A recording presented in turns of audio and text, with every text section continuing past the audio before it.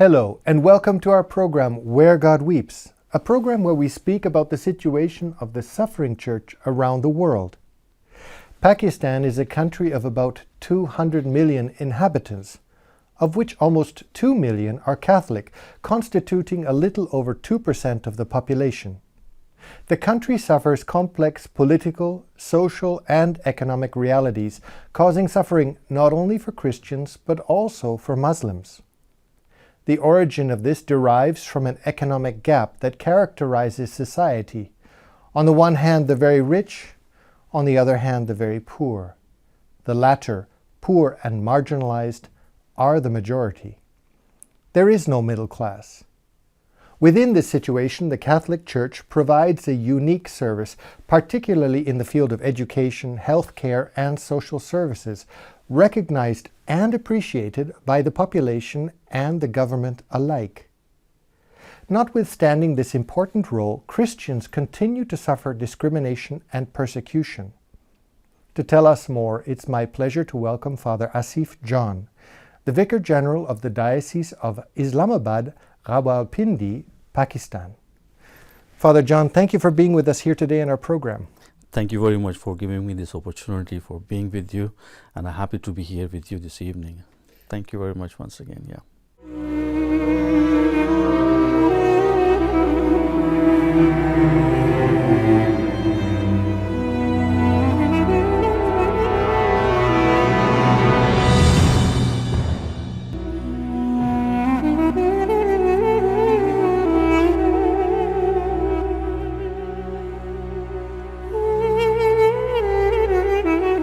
Father, faith, and I would say the same for Muslims and Christians alike, is profoundly rooted in the population.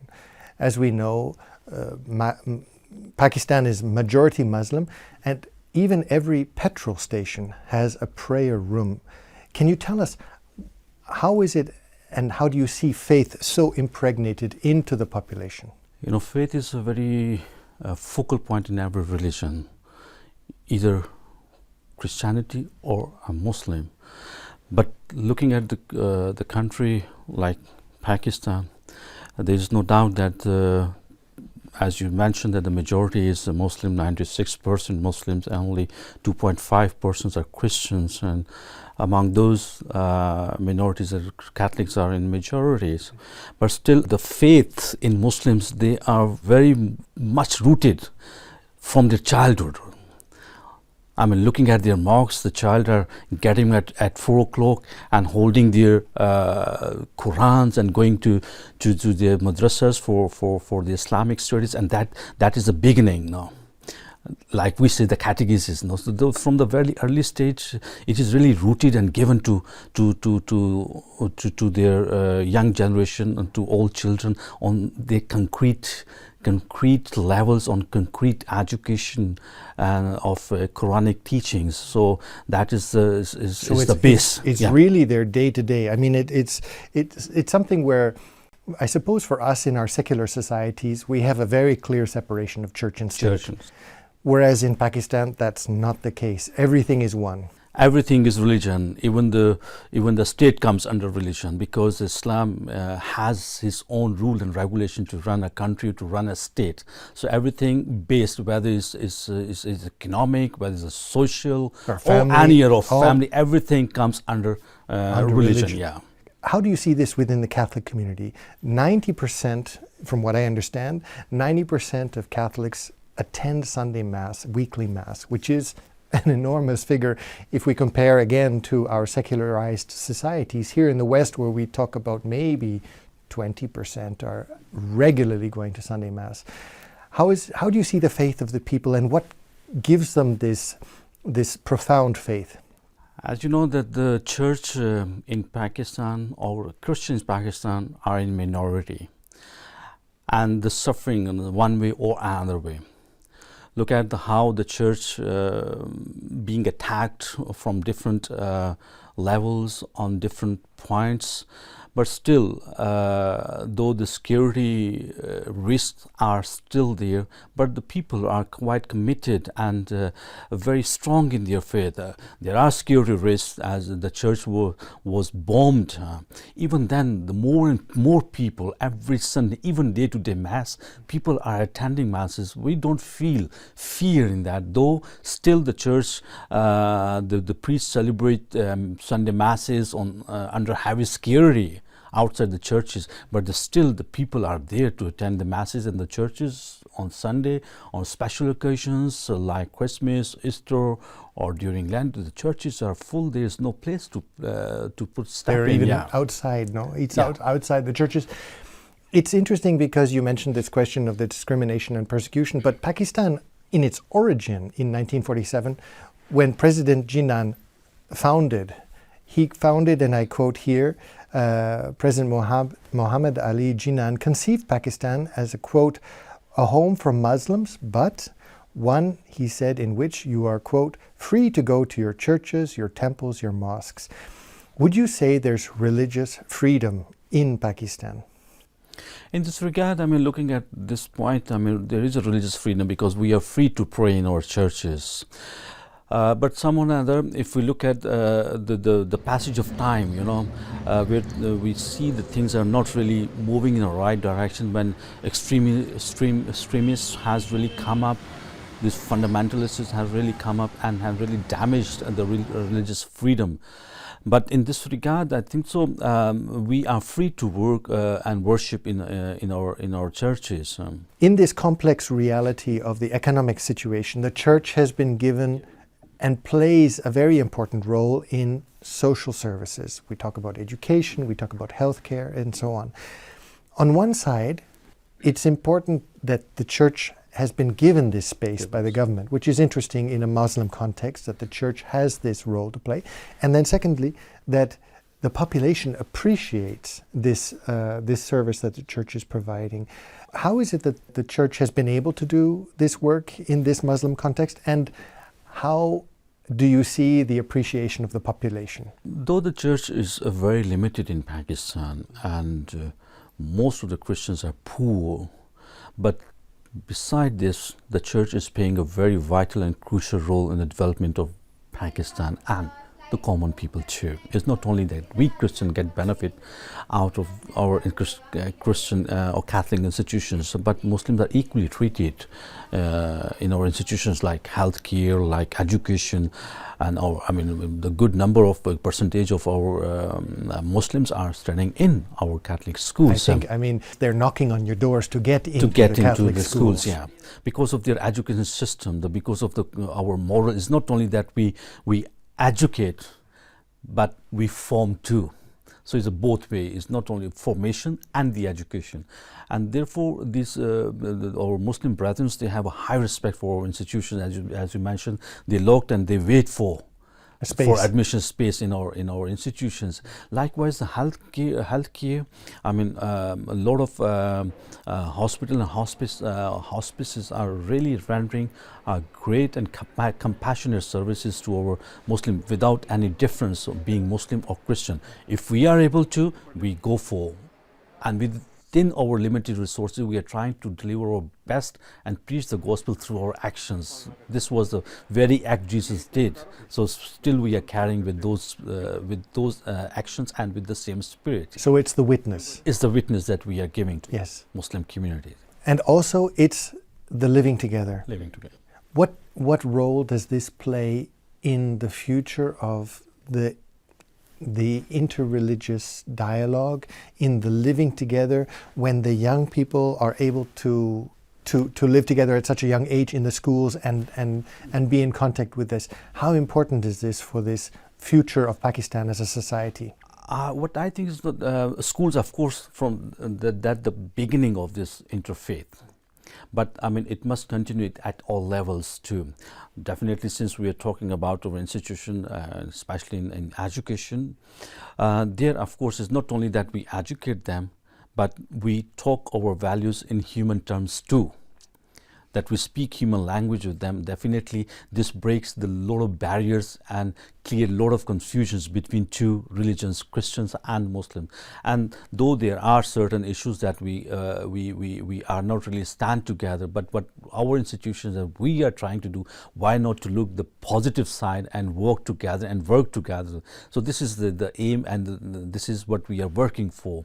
So in this regard, I mean, our institutions from different angles and different institutions, each of them are playing their good role in creating a good harmony and peace between these two religions. Yeah.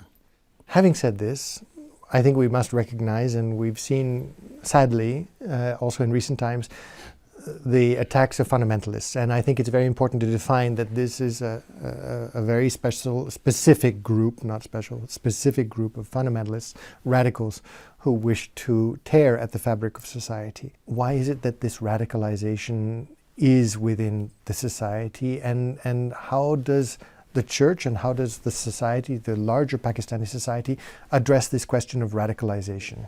So I guess my first question is, what's the root? Of course, when they misinterpret their religion. And secondly, I mean, it has really come up after 9/11, because we Christians are associated with Western, no matter whether we are or not, but we are looked at by them that we are with Western. So after 9/11, I mean, everything was changed, and more extremists have really come up during that time when all this took place now, and it has really affected Pakistan too. I mean, our thousands people died just because of these suicide bombers, and a lot of churches were attacked, especially this Peshawar and Jahanabad. The good number of Christians died too, but it is a specific group which has a very specific and fundamental ideology about Islam, which is not really a true face of Islam. Right. So they have something, their own agendas, which I mean, they try to prevail it unless they find different means. So this could be one of the means that they are trying to impose their ideology on different religions. Yeah. Now, you mentioned Jahanabad. You were there.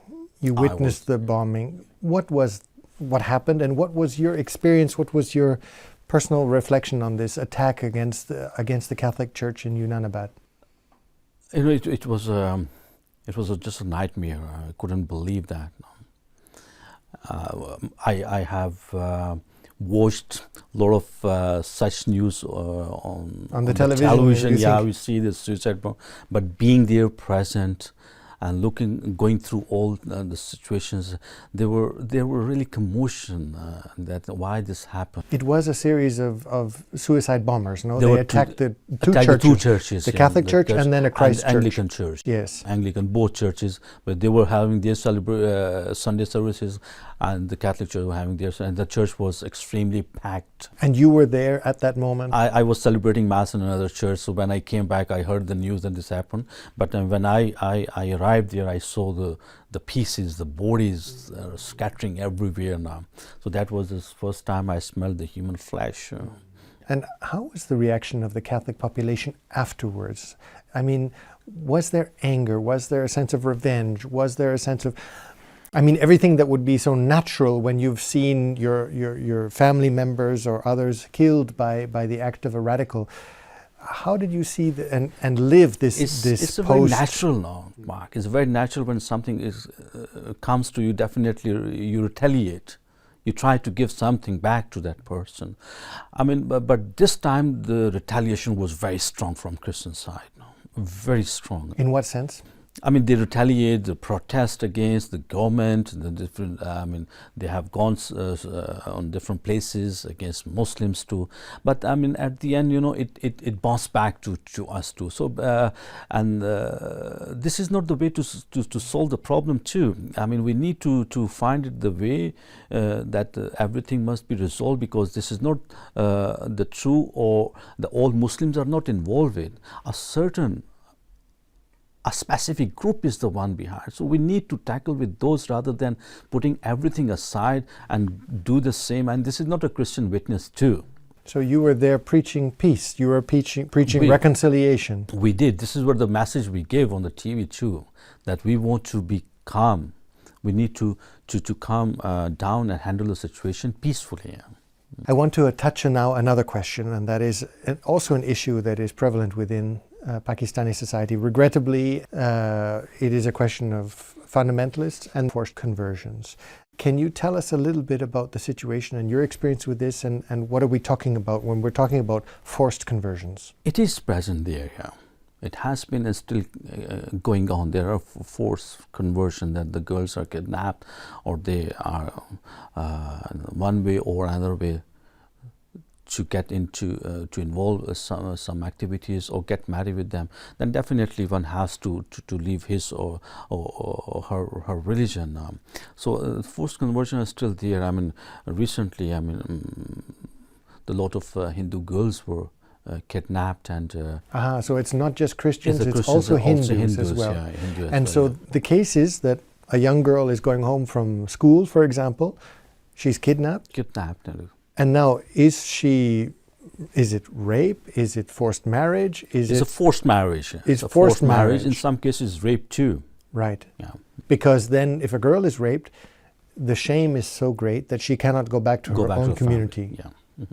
So in certain for cases her, it happens too, yeah. for her, the only outlet is to marry the man. To get married to that man, yeah. And to become Muslim. And to become Muslim, yeah.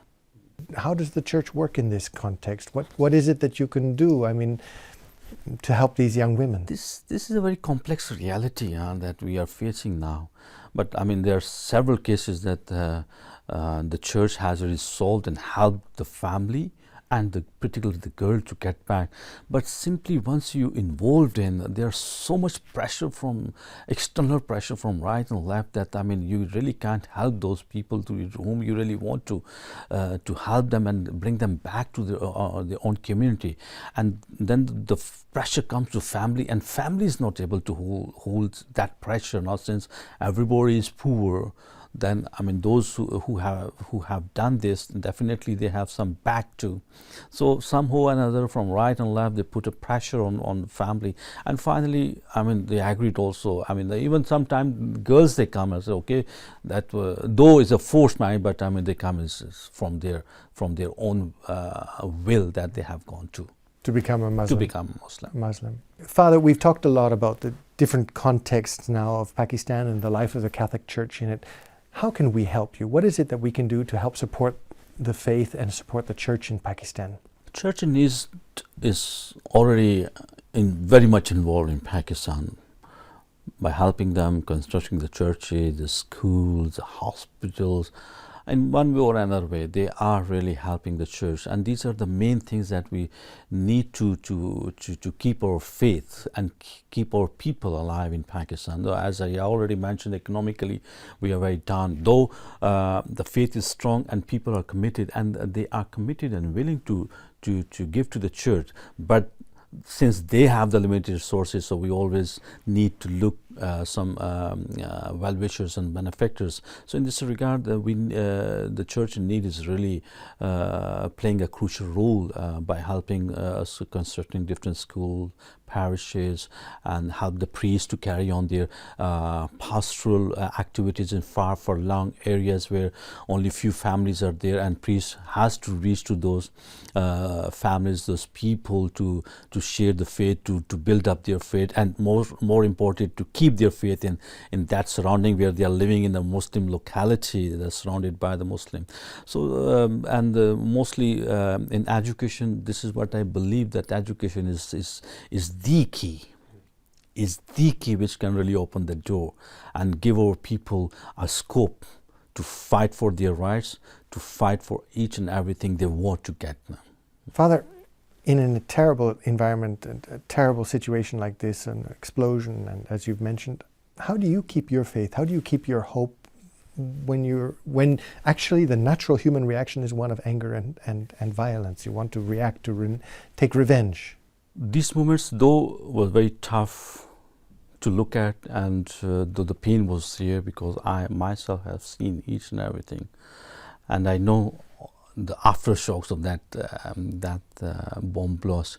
But though the situation was difficult, but I kept, and this helped me to stronger my faith too. It's not that because I was in the seminary too. It's not only that I keep to my faith alive, but I help my students too to be strong in this situation, because they are going to work in such a situation, and it could be worse than this what had happened.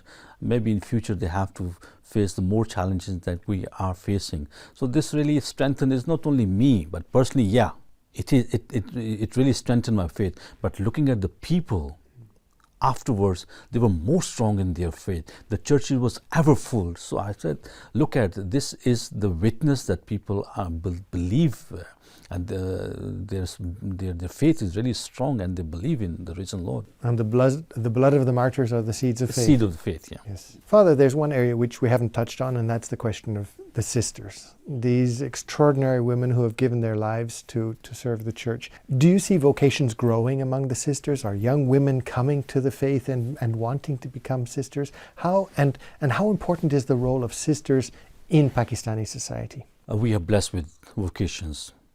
Our seminaries are full. Religious, they have their own vocations, male and female. So convents, seminaries are full of boys and girls. So in this regard, we are very much blessed. The role of religious, especially the missionaries, they have really contributed. Because of them that we have carried the gospel up till now, and definitely in future too, and upcoming years. The religious nuns are playing a very crucial role in educating our Christian children, to catechize them, to bring them to the schools, because they are the one, along with the priests, they in the far-flung areas, to go and educate our Christian students, and then medical services are given by a lot of religious congregations, then to preach the good news in the different ways, unlike St. Paul's sisters, they go place to place to take the Bible and bring their stalls with the kids and people wherever they find gatherings, so they go and have their mission in there. So the impact is enormous. Yeah. Father, in fact, we have a short film on the Daughters of St. Paul, and we're going to watch now how the sisters bring their faith and their joy to the day-to-day lives of the young people.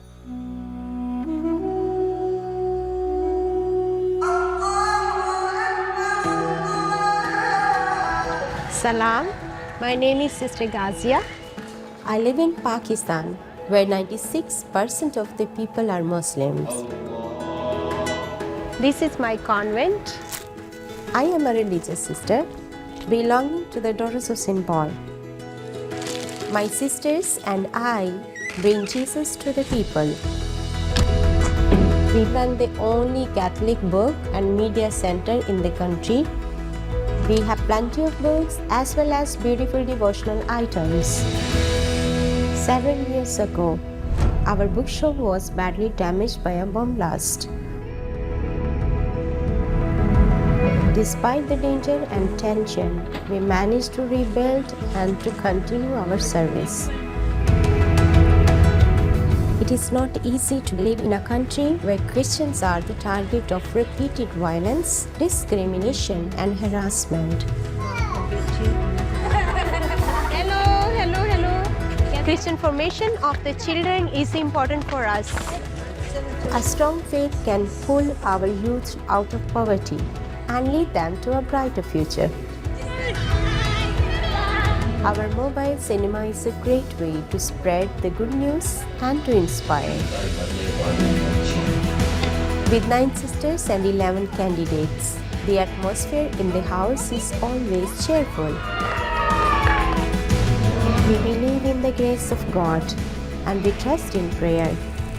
This is how we let Jesus love us and how we share His love with others. Our services and devotion is possible thanks to the help of all our benefactors and ACM. Thank you. Welcome back, ladies and gentlemen, to our program Where God Weeps. We're here with Father Asif John, and we're talking about the situation of Catholics in Pakistan, and particularly now the story of the sisters and their work. Father John, the Daughters of St. Paul, extraordinary, and particularly because, as we've seen in the film, They themselves suffered a bomb blast and yet picked everything up and continue going on serving, but with religious literature, the parishes and the Catholic faithful. How important are books, the fact of Catholic books and the distribution of these books among the families to the Catholics in Pakistan? Sisters, being in Pakistan, Pakistan is a predominant Muslim country, and the role of women are hardly accepted or is very limited. But being in that society, the sisters are really courageous and going out to different places with this Bible and give the catechesis to children and illiterate people, and I think they are playing a very vital role in spreading the good news. Keeping the book that is not only a simply is a book, but look at what it contains. It contains, of course, the matter, but matter contains the faith too. So it's in one way or another is preserving the history, but at the same time they are spreading the good news through these publications. And also, as we saw in the short film, the fact of cinema. There is a huge illiteracy problem in Pakistan, and so the roles of film in showing the life of Christ or the life of the saints are profoundly important to a particularly poor illiterate population. Indeed, the media plays a very important role nowadays. I think we and Daughter of St. Paul's, they are trying to use every opportunity, either the printing or another electronic media. Both way, whatever is convenience or needed according to the situation, so they go for. And it's not only the print the books, sell the books, but going to different people, to places where I said the villages, slums, where people are not really educated, they have less knowledge of their faith. So through this media, showing them films or catechizes in a very simple way. Daughter of St. Paul's, they use all means to spread the good news. To spread the good news. Yeah. Father John, thank you for having been with us today in our program. Thank you very much indeed. Thank you very much. It's a pleasure to have you. Thank you very much indeed. And thank you, ladies and gentlemen, for having been with us today in our program, Where God Weeps. And if you'd like to know more about the story of Catholics in Pakistan, or perhaps how you might be able to help, I would encourage you to look at the contact information at the end of this program. And we look forward to seeing you next week. Take care.